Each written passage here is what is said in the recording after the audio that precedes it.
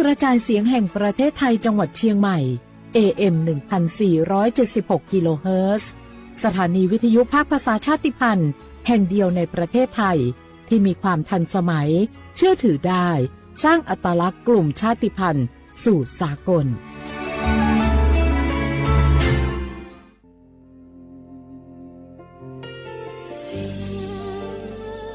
พระเสด็จสู่แดนสวงไทยทั้งปวงน้อมสำนึกในพระมหากรุณาธิคุณตราบนิรันดร์ข้าพระพุทธเจ้าข้าราชการและเจ้าหน้าที่สถานีวิทยุกระจายเสียงแห่งประเทศไทยจังหวัดเชียงใหม่กรมประชาสัมพันธ์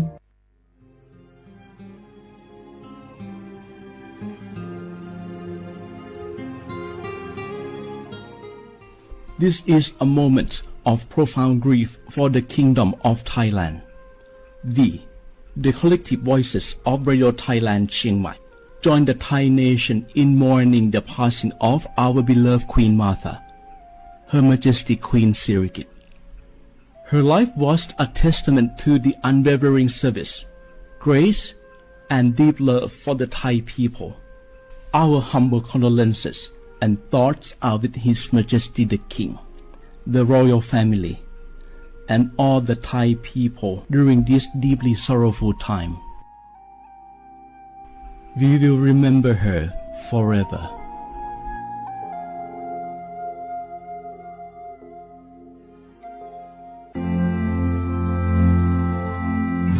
รากฐานสังคมไทยตั้งแต่อดีตจนถึงปัจจุบันเคารพเทิดทูนสถาบันพระมหากษัตริย์เป็นศูนย์รวมจิตใจที่เหนียวแน่นของคนไทย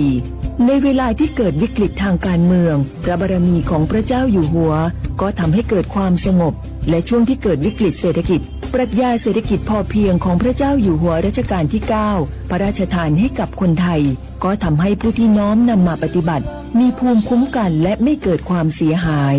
พระปฐมบรมราชโองการของพระเจ้าอยู่หัวรัชกาลที่ 10เราจะสืบสานรักษาและต่อยอดและครองแผ่นดินโดยธรรมเพื่อประโยชน์สุขแห่งอาณาราษฎรตลอดไปพระมหากษัตริย์ไทยทุกพระองค์ทรงห่วงใยราษฎร์เสมอสถาบันพระมหากษัตริย์ไทยศูนย์รวมใจไทยทั้งชาติ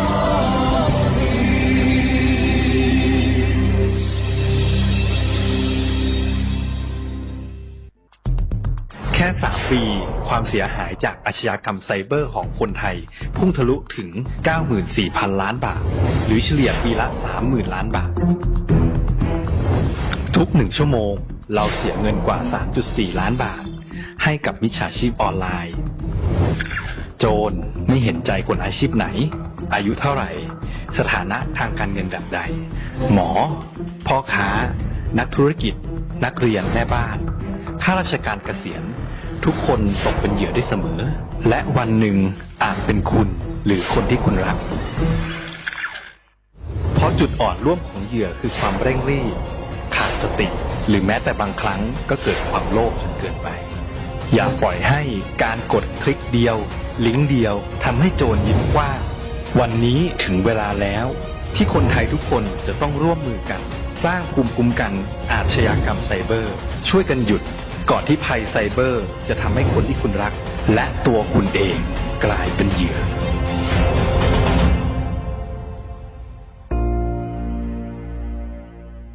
ช่วงนี้ได้ยินคนบ่นกันเยอะเลยนะเรื่องความไม่โปร่งใสเนี่ยใช่แต่รู้ไหมล่ะว่าจริงๆแล้วพวกเราช่วยกันได้นะทำยังไงหรอเดี๋ยวนี้มีช่องทางร้องเรียนที่เข้าถึงง่ายแจ้งเบาะแสได้สะดวกมากอย่างสายด่วนปปช1205อ๋อแบบนี้ทุกคนก็มีส่วนทำให้บ้านเราดีขึ้นได้จริงๆแน่นอนการต่อต้านทุจริตจะสำเร็จได้ก็เพราะคนอย่างเราร่วมมือกันสำนักงานประชาสัมพันธ์ที่ 3 กรมประชาสัมพันธ์กระจกวิเศษจงบอกข้าเถิดใครงามเลิศในปัทภีก็พระนางน่ะสิราชินีผู้เลอโฉมดูสิตั้งแต่ท่านพาชาวประชางดเผาป่าและขยะในครัวเรือนชาวไร่ชาวนาก็งดเผาตอสั่งข้าวฟางข้าวหันไปไถกลบทำปุ๋ยหมักแปรรูปเป็นอาหารสัตว์หรือเอาไปอัดเป็นก้อนแทน อากาศก็ดีไม่มีฝุ่น PM 2.5 คอยกวนใจ หน้าตาท่านก็สดใส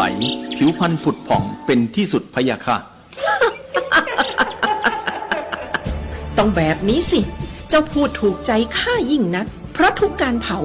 นั่นคือการสะสมฝุ่น แต่ถ้าทุกคนร่วมใจกันหยุดเผา เราก็จะมีแต่อากาศบริสุทธิ์ไว้หายใจ ห่างไกลมะเร็งปอด สุขภาพก็ดี มันคือที่สุดแล้ว ราชินีจงเป็นอมตะ ราชินีจงเป็นอมตะข้าขอบูชาท่านพะยะค่ะ ไปเอาธูปมา แต่ไม่ต้องจุดแล้วนะ เดี๋ยวนี้ข้าเปลี่ยนมาใช้ธูปไฟฟ้าแล้ว มันจึ้งมาก ไม่มีฝุ่นเลย คุณภาพอากาศดีด้วยการร่วมมือของทุกภาคส่วน ปรารถนาดีจากสำนักงานประชาสัมพันธ์ที่ 3 กรมประชาสัมพันธ์จังหวัดเชียงใหม่ขอความร่วมมือทุกภาคส่วนงดการเผาเพื่อลดปัญหาหมอกควันและมลพิษทางอากาศจากการเผาป่าและการเผาเศษวัสดุทางการเกษตรตามประกาศมาตรการสำคัญเพื่อควบคุมการเผาในพื้นที่ต่างๆโดยไม่อนุญาตให้มีการเผาใดๆทั้งสิ้นเพื่อเป็นการลดมลภาวะจากฝุ่นละอองขนาดเล็กหรือ PM 2.5 ตั้งแต่วันที่ 1 มกราคมถึง 31 พฤษภาคม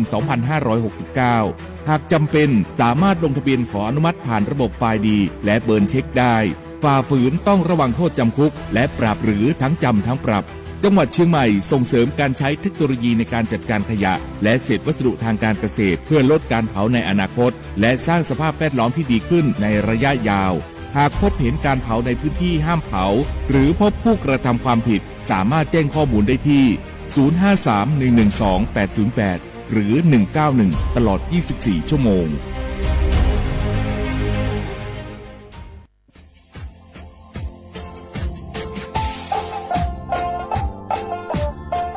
น่าถึงมาปีใหม่ซึ่งจีนชมังโงมันยาคณะรัฐมนตรีไงมีมติยากกว่าอยู่หัวระมองเมื่อเหือนยากุลาเสือหาหนีซึกุยังไงยิ่งคงอยู่ตรงนี้สดซื้อฉีกว่ายาใบระมองเมื่อเหือแก้ไขปัญหาไงสถานะอาทิตย์เหือสัญชาติไงเอาถ้าเป็นคนเนี่ยว่าจะส่งไงอธิบายยากกฎหมายถูกว่าใบระมองเมื่อเหือไงมาตราที่17ไงแห่งพระราชบัญญัติคนเข้าเมืองไง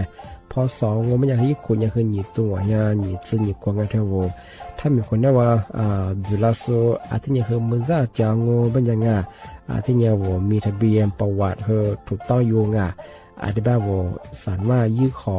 สถานะไงคนต่างด้าวเข้าเมืองโดยชอบด้วยกฎหมายที่ดียินหน้าบุรุษไงอาทิตย์ทยากฎหมายถูกว่าบรรดามันเป็นไงมาตราที่7 ทวีไงแห่งพระราชบัญญัติไงสัญชาติยึดขวงงบไปเฮอพศยังไง2508ไงเอาถ้ามีคนได้ว่าเฮอตาสุงโงไม่ยังไงอาทิตย์ยังเฮออาบามันก็จะเฮออามาไงเอาว่าอยู่ในทะเบียนประวัติบุคคลไงอธิบายว่าไม่มีสถานะทางทะเบียนมาจุบเฮอสามารถยื่นขอสัญชาติไทยที่กรุงเทพมหานครไงยื่นที่สำนักบริหารการทะเบียนกรมการปกครองไงอธิบายเราส่วนต่างจังหวัดจะสุบเฮอว่ายื่นต่อในอำเภอตานภูมิลำนาไงปีขวานวแล้วก็จะบอกว่าอำเภอยี่ที่ยื้อชองยื้อเวลางูมันยาว่าเวลาใช้กันยาขนาดถี่เนี่ยควานยี่นวันยี่สิงอันเดียบเฮนี่มีกับพวกควานยี่ที่น่าเหี่ยโชหายี่ซึกุยังไงยึดโคนยี่ตัวเหี่ยโชซึกูกอดเสือทีนี้ยื้อชองถึงมาปีใหม่ซึ่งจุดเช้าวันเช้าได้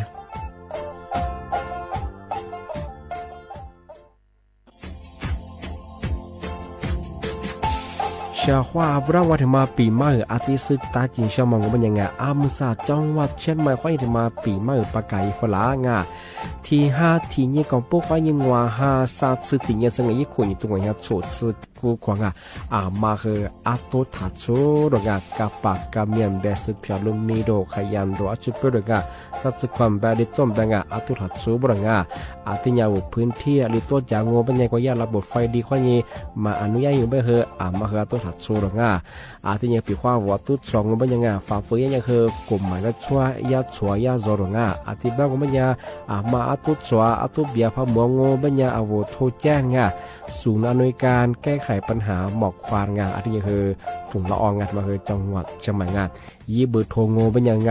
053งะอาทิเย112808งะหรือที่มาโงบัญญาสำนักงานประชาสัมพันธ์จังหวัดเชียงใหม่ก็ยินดีปีมาทีดีประกาศพลังงะอันนี้ประกาศมาก็ตะวันเลยจลาฟรุงะ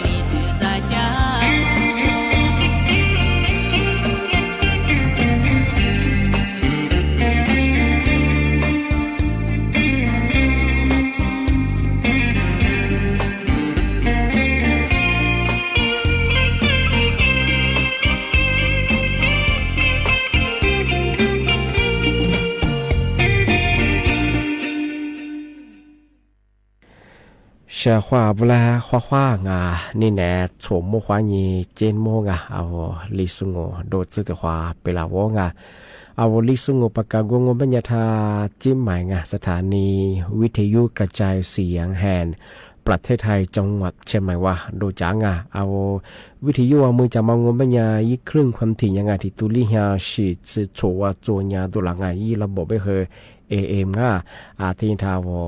ยี่เพจไลฟ์สดไง Facebook ไงสวทเชียงใหม่ AM 1476กิโลเฮิรตซ์ไลฟ์สดยาวงามมันก็เชื่อว่าสวทเชียงใหม่บ้าเหอดาวงาม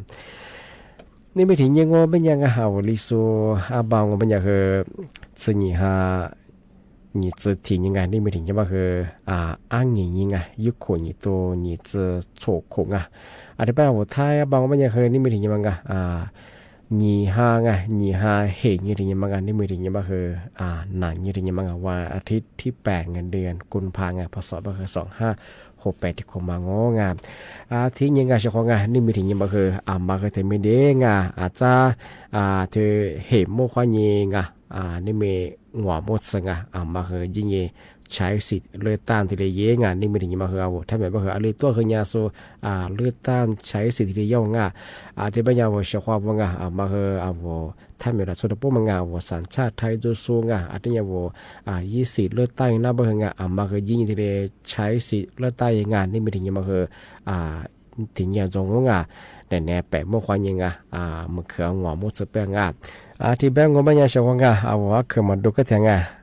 มาพันเลือกตั้งยังไม่ยากคือทำไม่ดีเอายิบใบมีเอาหลักฐานคือเตว่าปีว่ามายิบพับพีเลี้ยงก็ไม่ยากใบขัดขี่เคยอยู่หน้างอพลาสปอร์เคยอยู่หน้ามชื่อว่ายี่แอปไทยดีเอาโทรศัพท์ก็น่ายี่แอปติดตั้งไปทำมาฟุ้งยาแล้วคือมาหน้างมันก็ชื่อว่ายี่แอปDITทำมาคือกว่าเอาไปขี่ยี่แอปตัวมาคือฟุ้งอย่างที่ดีมาหน้าปนมันก็ชื่อว่ายี่แอปPYD ทำมาคือบัตรประจำตัวพิการทำมาคือมาหน้าปนปีว่ายี่บาทเข้ามาเตะไม่ยากชงที่ถึงมาก็ไม่ยากปีว่าหนุ่ยบัตรมาหมู่อายุก็เลยเห็นยังก็เลยคือแต่ยี่อยู่นอกชงอาจจะคือนี่ไม่ถึงยังเอายี่บาทที่มีคือเตะชงอยู่เนี่ยแปะไม่ค่อยยิ่งมือค่ะหัวมุดเสือมาทำไม่ได้ยี่ใช้สิทธิ์เลือกตั้งยังที่ยิงปีว่าหนุ่ยว่าเลือกตั้งกว่าพปีงว่าคืออย่าเวลาถั่วเพียงถั่วว่าคือซาเพียที่เด็กกลางชงที่กูเราคือน้าปีมากช่วงยี่วุฒิเพียงว่าคือยิ่งฉิงยิ่งฉุดมองก็บ้างกว่าสอเขตเลยมางปีว่าโนอลิติเขียมาจากบ่เฮยพักการเมืองตัวแทนเขตว่าเฉยธรรมะเลยชงยี่เพียที่เพียบ้างกว่าสีชมพูธรรมะก็บ้างเฮพักการเมืองนโยบายอลิติเบอร์มาอลิติบุมาชอบบ้างเฮเบอร์มาไกลชงอันนี้บ้างโนมาจิกแทงยี่เบอร์มาจุดแสดงโนอลิติบุมาขวาอะไรที่ผมมาขอบ้างก็มาที่สื่อจองที่ยี่เพียปังพักการเมืองสอที่ยังซาเพียที่เพียมังโง่บัญญายี่สิที่มังโง่บัญญาอะไรเสียเสื้องโง่บัญญาที่มาเรียกว่าออกเสียงประชามติยมังเฉพาะมาสายกฎหมายถั่วยี่จุกาถั่วรัฐธรรมนูญมังแก้ไขมาสิสมาชามานูหัวมังนูเห็นช่อยมาเห็นช่อยมังปีขวัญนูหัวงโง่เป็นยังไงนูเห็นช่อยบ่คือกว่าอีช่อว่ายิ่งไกลยังอีคนนั้นบ่คือยเวลาไกลมาคือมาคือหนีช่อจังว่าเห็นช่อยมาเจมาเห็นช่อยยังไงหัวมาเจมาหัวมังอาจจะแบบเฉพาะปีขวัญนูหัวงโง่เป็นยังคืออีช่อกับมาหนีไกลมาหัวแบบอีช่อมาไกลเฉพาะอาจจะแบบงานนี่ไม่ถึงมังในแนบแปะมั่วขวัญยังมาคือหัวมุดเสือมาคือยิ่งที่เลยใช้สิเลือดใต้ยี่ชกทำไม่ได้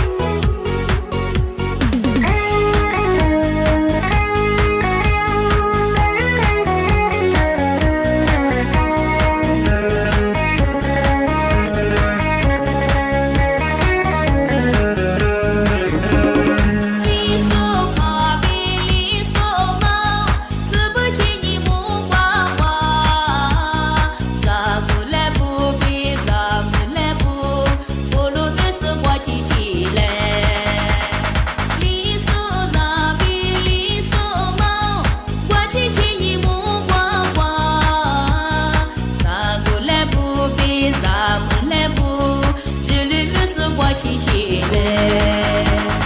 你是不是被老阿外洗澡？阿呀洗澡，阿姨洗澡，走吧走嘛来，还不打死一百一来。做木把呀多罗的，做木把呀拉胡的，咱不来怕瓜死的，咱们来嘛瓜死的，嘎叽叽里白一来。我吃饭呀木瓜瓜，我吃嘛呀我就白，阿米来来这里面，咱不来来葫芦米。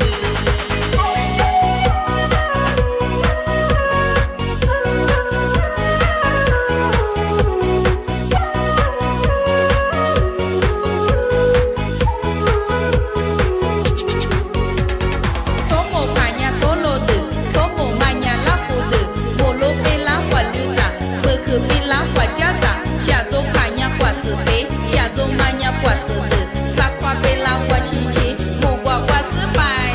一来。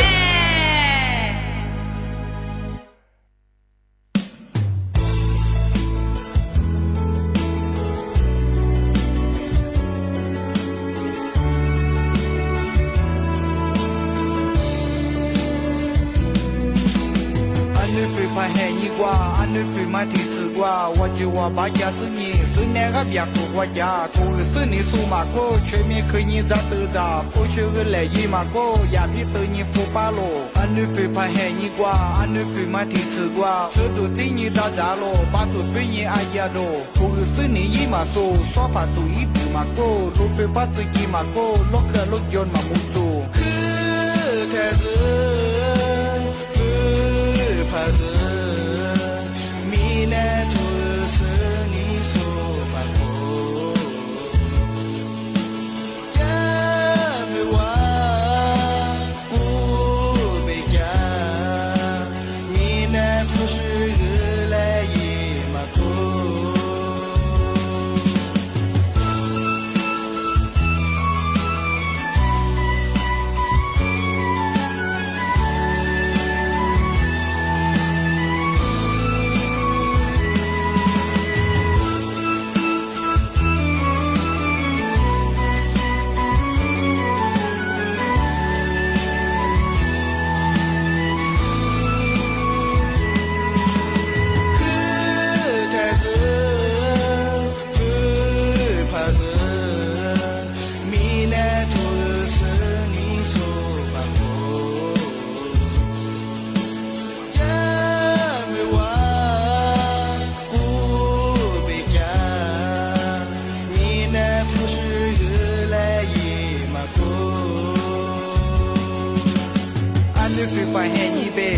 嘛做黑你娘，木瓜米那个了，阿弟咋个嘛去了？阿妹嘛做黑你娘，头个是你说过了，是怕苦怕多辣椒，大怕龙怕皮辣椒，龙怕这个做个做，把这大事都大事，是你有事咋咋咯？我来不是腐化咯，马地咋复杂我了，马虎阿爷多我了，是你是大家过了，米太小嘛木巴了，你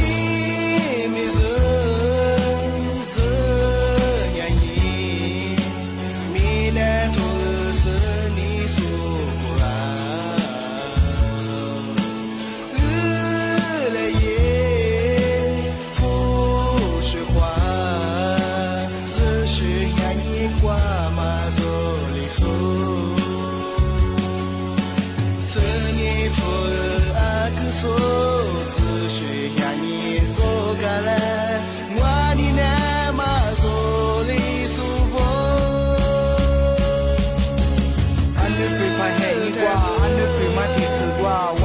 把家人们是那个别个国家，都是你数码过，全面可以咋都咋，不学个来一码过，也比得你富巴罗。俺的飞盘黑一挂，俺的飞马地吃瓜，这都对你咋咋咯，把都对你爱呀咯，都是你一码多，说法都一码过，都被把自己码过，落个落脚嘛木做。俺的飞盘黑一杯，俺们嘛做黑一娘，木瓜你那个了，阿弟咋个嘛去了，俺们嘛做黑一娘。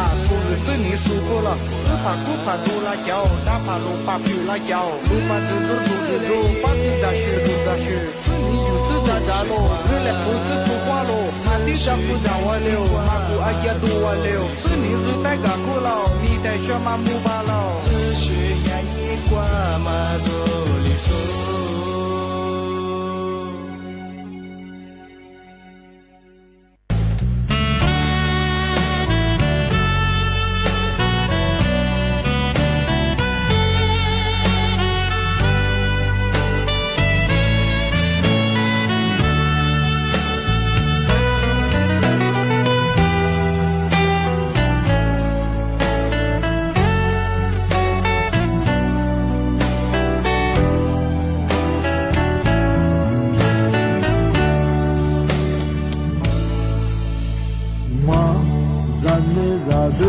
qua bi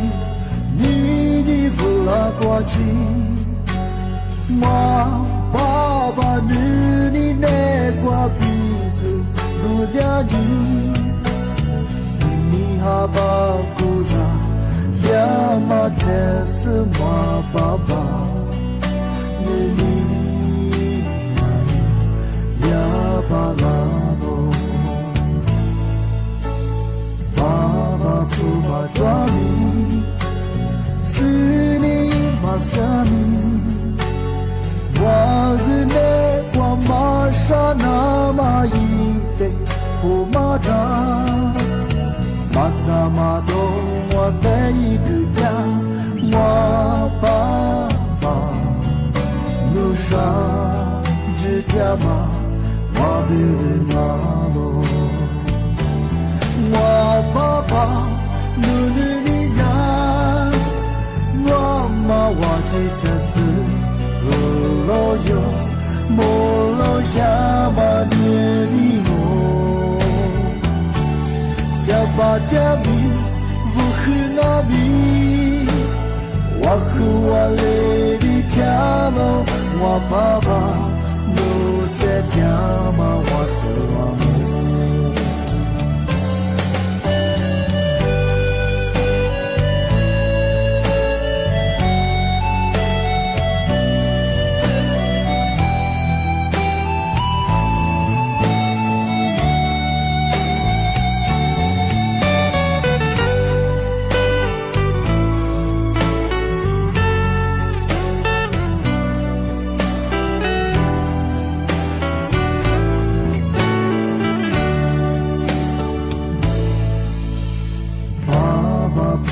Dwami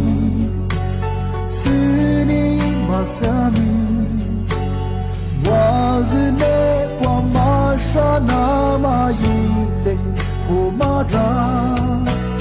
Matsamado Watei Gutya Wababa Nusha Jityama Wabirinado Wababa Nununiya Wama Wajitasi Roloyo Molo Shama Nenimo Sabatami Vukhinabi Wakuale Vitalo Wababa No Setyama Wasamano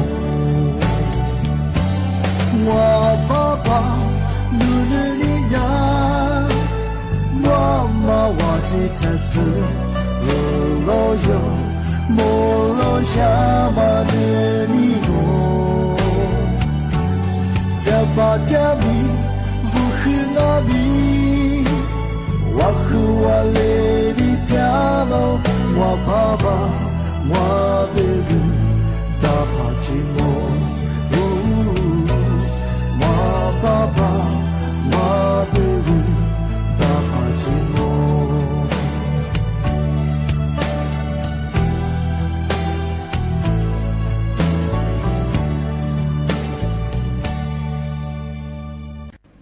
但是和的是俺小伙吧，对嘛我被人们啥出门的哎，啊的那那抓哎，啊我啦出门啦被呀，你自己别被呀哎，俺那平常是别么和人娘哎，一很多别么和那啥啊。啊，说别人不喜欢呢，这么啊，地热了别呀，你那这么个啊什么是指那个那啦对啦皮啦那个的话没人不喜欢呢，他们和啊说苦过手抓，而是别人不喜欢呢，他们和的话别人说了别呀，蛤蟆说了别嘛蛤蟆对啦别不是你苦哎，那啦出木来可木种嘛别人个安塞么别么哎，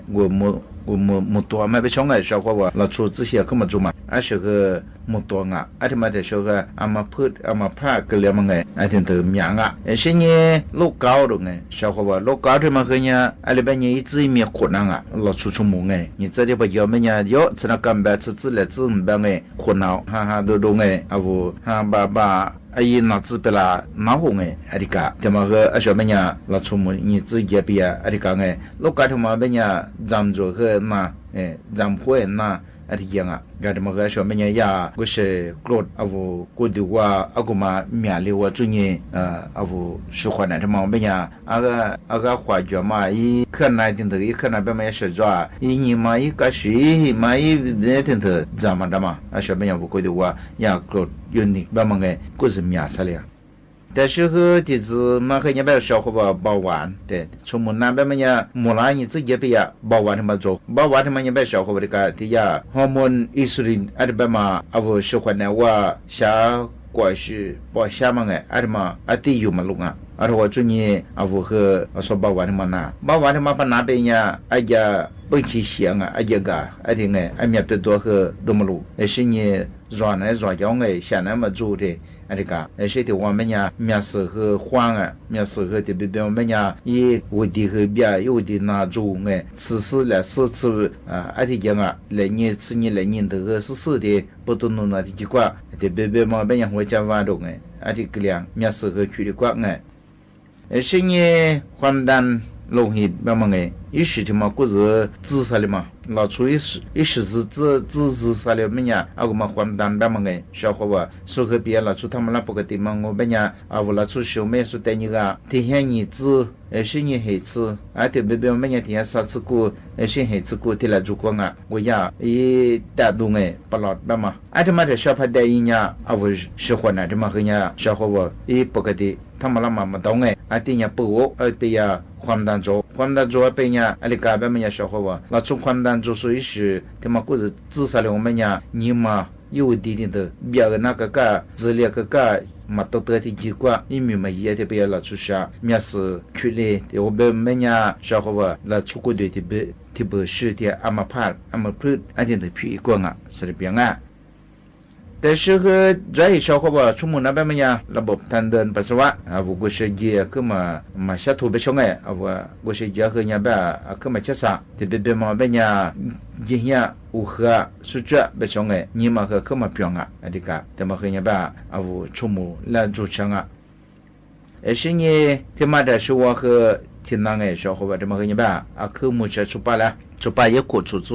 自苦个不得也被呀，他也当路嘛，慢慢哎，而且嘛啦，嘛那个了嘛，小伙娃出把我一口出自苦被呀，对人哎，啊我觉得我没话，没就过年回家的过年的话，咱们别出把吧哎，过年嘛也哈，第次把么呀我拿他妈把做了么呀，咋偏咱人是哎，你个家人而且不当啊，是你我是家和人吧，他们那嘛兄哎不啊，而且么呀，啊我和。没有过年哎，马里边么呀，啊我们是多么么个一刻换你过年过哎，过年带年过，但是和听那小伙娃出门那嘛，面试那出门那边呀，面试组面试个一批面东哎，面试国职工的，是面试国职批面试对你么多个么个热量啊，热量被我们呀。啊，可对嘛么？对我们也没说个来样啊。你只得这边呀，出门了嘛和面呀，这个是不灵啊。对我们呀小伙娃，啊小妹呀，啊我哪天对我们呀下热边呀去了嘛？对我们呀我了出了一年，嘛个热这边么呀，啊我和过年咋个哎还是。是你的时候听那小伙娃他们边老大有的那小伙娃们上边有的嘛那住宿面老说有的那他们边你出门嘛啊和你自己家和住那啊小边啊我拉出过的过哎有的那他们把咱们热的哎是过的和的我是你咋多嘛和人家吧你和哎可在只可嘛哈别想下嘛中的讲那怕当我们有的那怕做了我们一时的嘛一次光嘛起嘛嘛我们也是所有的嘛也话一米嘛有没有了出事那是因的嘛，但是我和的那个小伙伴，如果我家的嘛，我们一嘛，我老出你嘛的嘛呀，可是的那的子哎，小伙伴，老出你嘛本我们呀老出去呀，生活来不穷哎，我过的我小伙伴，里什么呗，一拿我装哎，米呀嘛，万一我你嘛什么拿我嘛做，里边一拿我嘛做，小伙伴，你嘛别嘛呀，无论别啥困别一得样一时吃样一时的嘛，一时找我叽啦啦哎，吃个家的自领哎，体育那体嘞。我们也是一年嘛，这么和人别个一拿票光里边也弄我这一拿票嘛，小伙伴，还单把装备呀，我把完的这把装备呢，一时这么一个米一么哈，我们一个杯子在些么个子票那包扎，么些后这么个纸后这个那费对我们呢，我在玩是那这不个很这么提把当我们呢小伙伴我拉出边么呢，拉出你们那点嘛主机嘛，是我们呢。一个他吃只不他都说的bangai okam la kai ma chi ma ha ga awu ko de wa thamala ma awula chu ko de ba ma nya mi yi sha de wo do ti wo zi jia ngai ti sha du ya nya yin na tin de ga di zi dang小伙伴那小伙伴说和出木了过去那天头了可么我那几百么样里过去是呢比弗拉边马达个小伙伴和那你个西门快白西人西门嘛快白什么过就是看你另外让我出去怎么提子这些么块和电子单黑我因为提子嘛我们家小伙伴我咋多嘛的过去你们就个的个对你拿出吃了我们家我一次的给他咋也是你这不夸嘛的给他咋别嘛的给他咋也是你一过他去如果他都是吧出么那边呀也是你家别么呀面都我喜欢的我一路那种话嘛也是你干那个下课的我都去ที่สัปดาห์มั้ง我出去你มาเลยเนี่ยเลย你3年的话嘛我下巴拉的话嘛的กำลังกายที่你มาเนี่ย吧的话嘛上次那第一次个这个米也没学过的个他自己这么很那个那是你ที่日本嘛เนี่ย为那我觉得我去年的个他吃了去我觉得我那吃上来个我们很那漂亮是你ที่日嘛เนี่ยที่มา的是我和你吧我拉出你嘛的个他我吃啥去什么你自己我们เนี่ย是和欺负我你嘛表家阿拉表了一家吃过他家吃过他也皮筋我了做可吃我们家我你嘛个可吃我们家因那个我喜欢那个可热量但是和提子嘛你别小伙伴我觉得我对你里提子嘛里提高里提多我喜欢那的我觉得过敏吃热吃泡做我就是别样嘛阿拉到我第一位的不到我第不我们家对你个干嘛中我们家没几过年会呀我他就陪发大嘛那边过很是你提子嘛你别小伙伴那次月嘛和你那次咱们和我陪了你他咋我那次没了就过年呢里是咋活里是咋大我是活咋和这个我是活那边那他一咋嘛个呀咋上来和这么和那皮那次这么和咋过年那次我咱们过和那次我感觉嘛还得是讲嘛还得是我那次读那次皮小伙伴但是我和提子嘛你吧我比方那做那边呀什么礼拜里你们的个你过去对你我说会呀管那几个你随便嘛那我边呀嘛过点嘛什么过点没得真那边你有朋友我边呀这么个可以可那呀我那个哈里嘛公小伙伴我那出边嘛呀出门呀吧的古嘛来呀你花边你的花你花呀另外个呀那么那个的古年我觉得我是那抓是我的差池别嘛我的古年我的过去过年小伙伴发起招我另外个出门也那么做日学不少这么个别小伙伴拿来比个别个出门那得是我嘛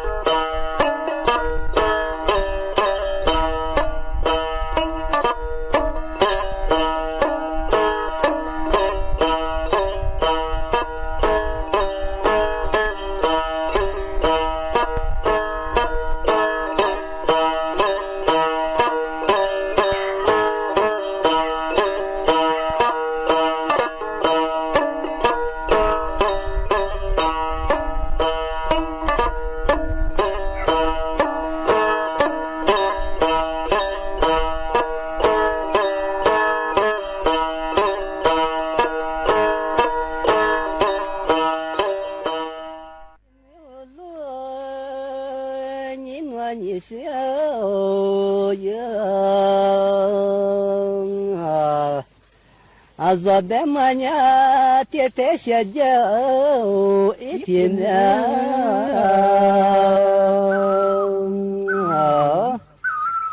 还没来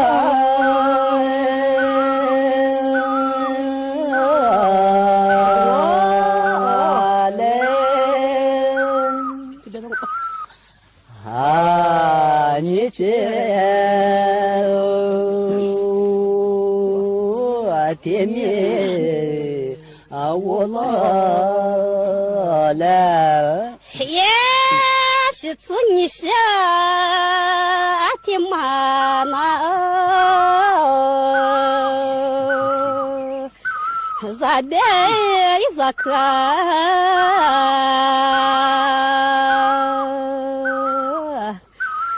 走的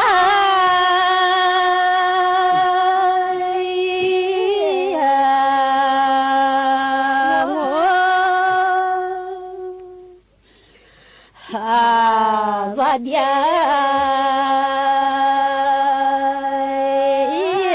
咋对的我一天是也安眠你小走就这个天天写字一就这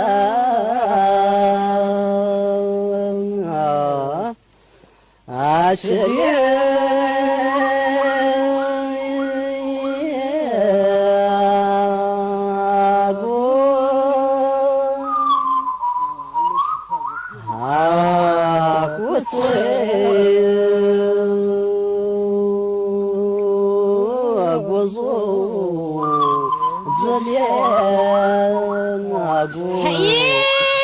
我不是字，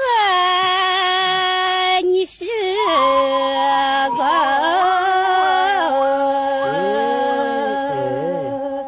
我你是的，你是啥？一座标，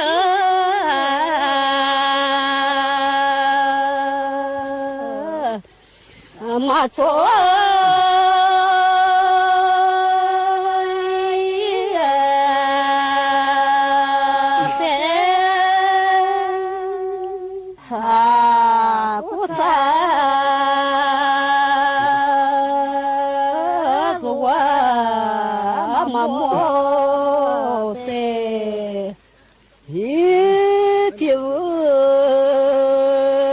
别马达几件一小走马鞍那你是马莫一撒家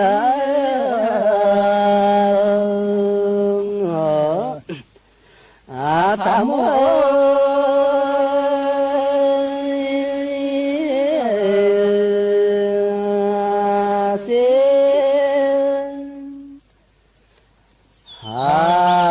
马觉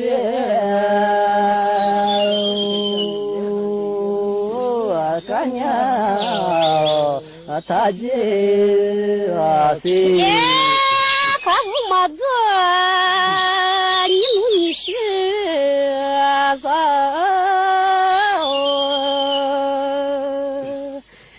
你的下也没面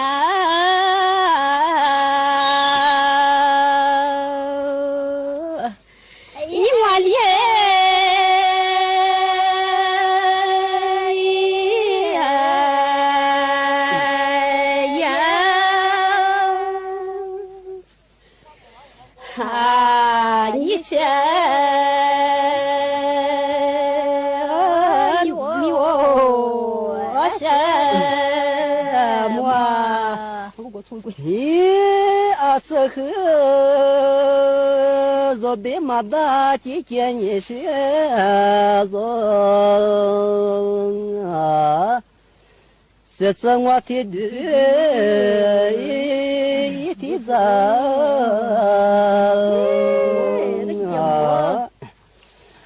这里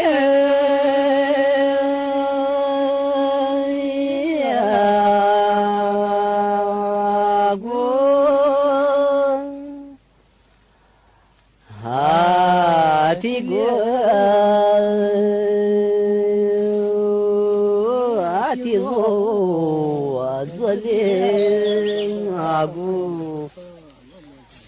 嘿，那我是这的应是走，日子爸爸一个个。